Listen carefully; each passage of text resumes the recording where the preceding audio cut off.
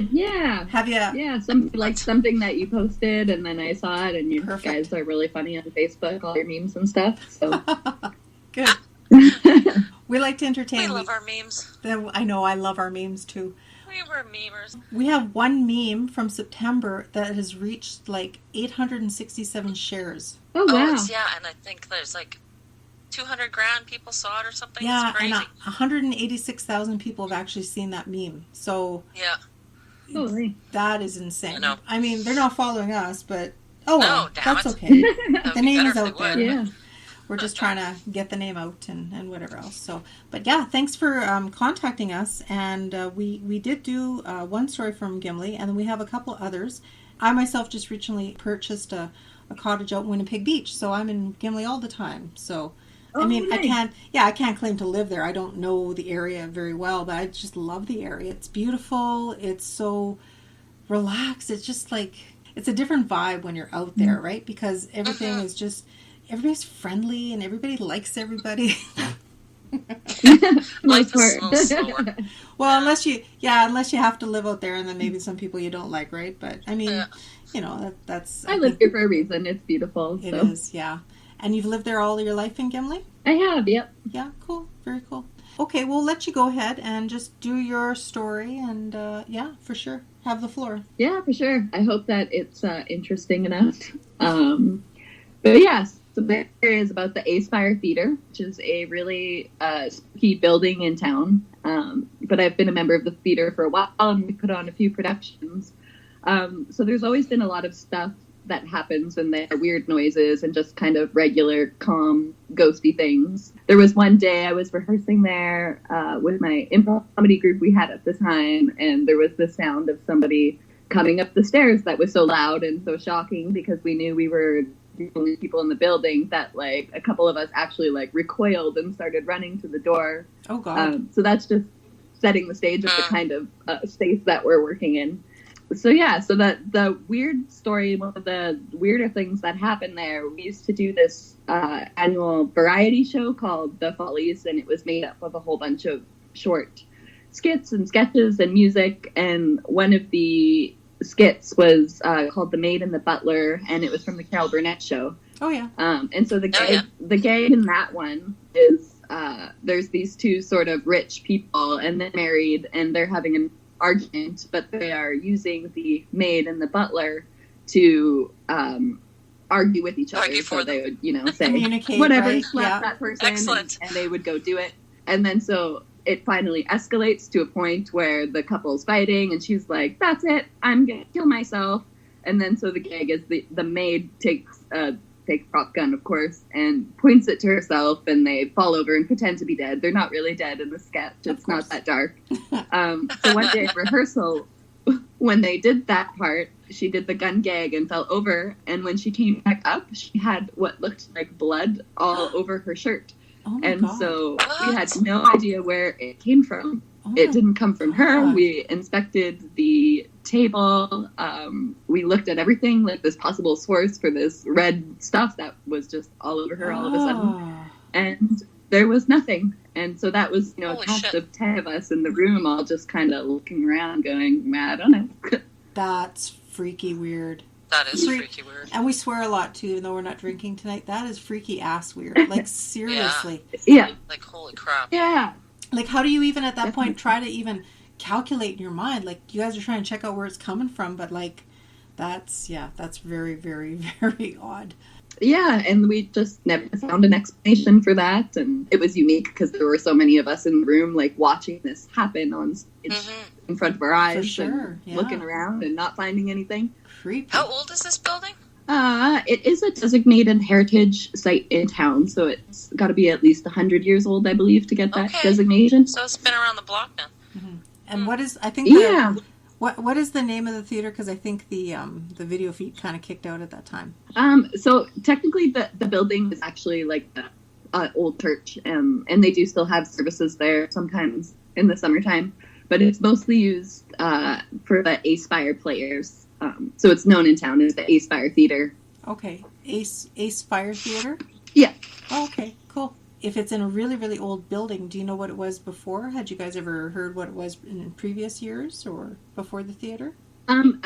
I believe it was built as a church. So before it was taken over okay. as a So theater, just, it was only used as a church. As a church. Okay, I getcha. So those were your experiences, and you said there were quite a few people that were around at the time too, right? Yeah, like our whole cast, and there was 10 or more of us in the room at the time.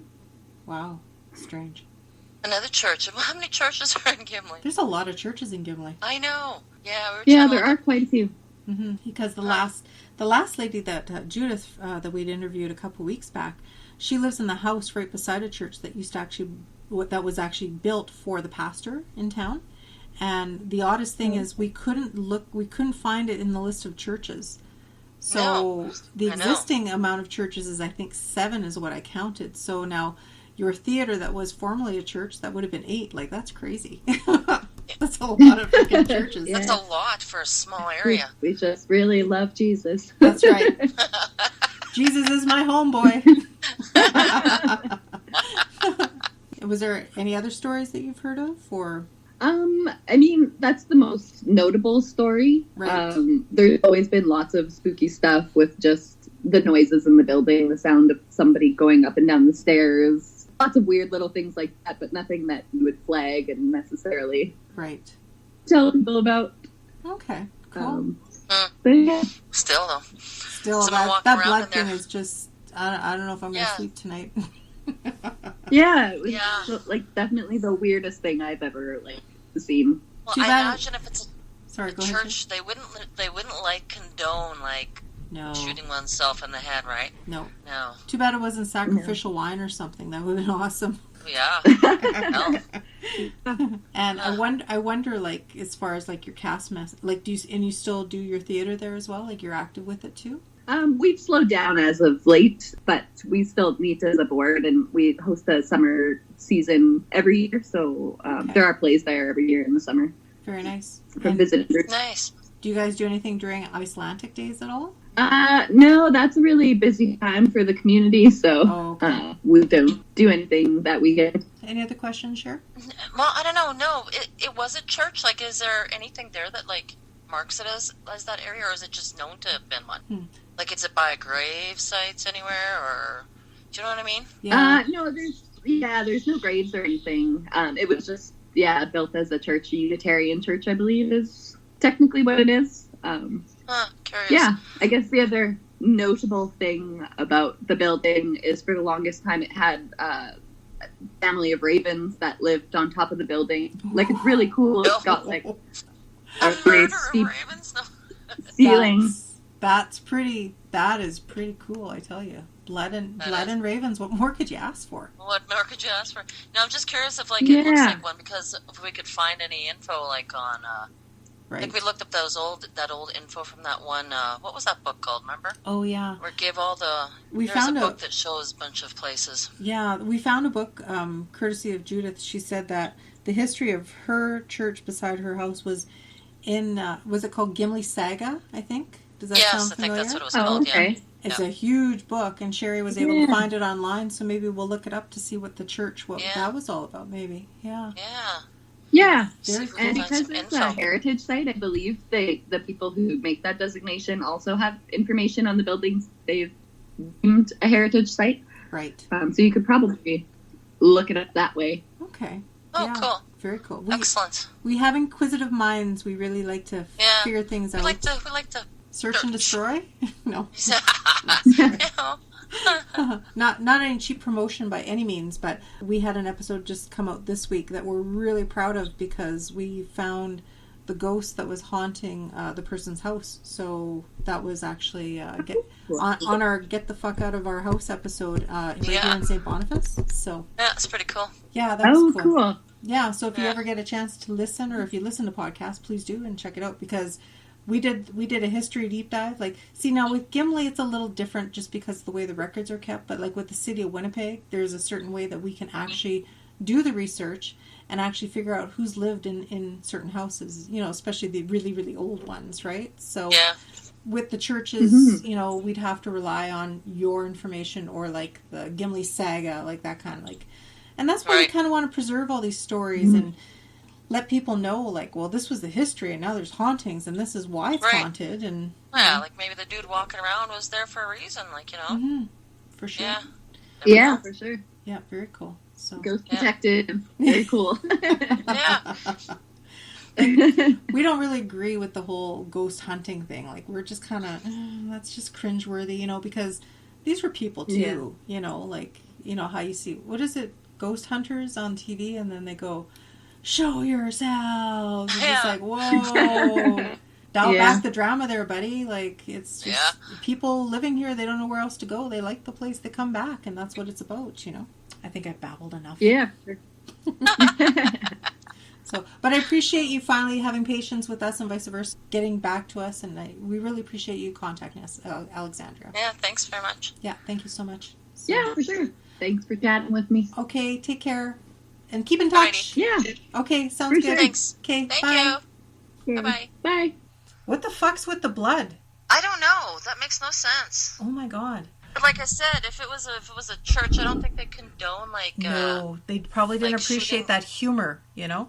No, that's not funny to them at all. But you know, Very the other, curious. and the other thing, you know what if it was somebody, no, then Unitarian. I know Catholics, you can't be buried in you can't have a Catholic ceremony if you've been, if you committed suicide. Self-offered, yes, Right, I know. self-offered. Yeah. Self-offered. If you've self-offered yourself, that's not good. If you chose to exit. But if it's a Unitarian church, I really don't know what the philosophies or what the basis of that religion would. I don't really, because all religions are a little different to a certain extent, eh? I know. So what if somebody committed suicide and had their funeral at that church, and now they're having second thoughts? Could be. Hmm? They'd be like, shit, I didn't want to be at this church. Yeah. No, really, like, you know, I don't know. Why do they have my funeral at this church? Shitty crab cakes at the wake. Holy cheap shit food. At the other one, at the fucking number 7th one. The other place, when they have funerals, they have really, really good egg salad sandwiches. I don't know. With the crust cut off. With the little crust and rolled up and squished in the pinwheel sandwiches. Oh, yummy. That's how I know. That always makes such and the good plattered snacking. fruit and the dipped strawberries. Oh my god. That's right. No, I don't know. But you know, maybe the person got offended. Maybe they just were sending a reminder. You think that's funny? This is funny. Yeah. How's this for funny? How do you like them apples? How do you like them bloody apples? But you know, the whole raven thing, though, like, what the hell? Ravens are not exactly a sign of love and joy and happiness, either. No, but they actually, because I wrote a book. Well, they can be a foretelling of shit, right? I mean, they are. They forecast the future. And I'm just saying that because I wrote a book back in the day that's never published. It's been sitting in my drawer, and it's called Realm of the Raven, and the whole idea is because the raven delivers messages of the future. Like, that is the whole premise, right? So right. So if you have, like, a flock, I know a gathering of crows is called a murder. I wonder if it's the same for ravens. Exactly, yeah. Is it a murder of raven? Is it? I don't know. I don't know. We'll have to look that up. Let's not see. a gaggle of them. A gaggle? Like flying geese? Gaggle of raven? No. It's gotta be something more... Something more exotic. Let me just see. That's right. I'll see what we got here. I know I do have a list of, like... I had something like that, too. Yeah. Foretelling with depending on number and stuff like that. Group of ravens. Oh, It is called... Drumroll. Oh, a conspiracy.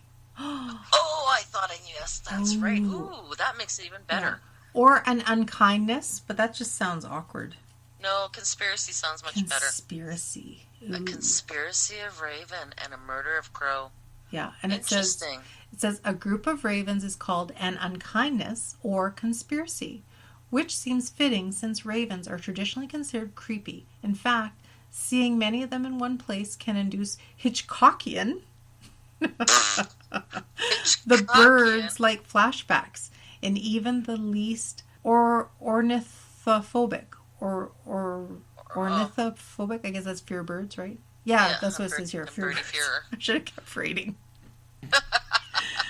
Again, sober people on a Wednesday night. Wednesday night, yes. Wednesday night's all right for wings? I don't know. Of ravens. It's a conspiracy. It's a conspiracy. Huh. Yeah. Do we know which address that place is at?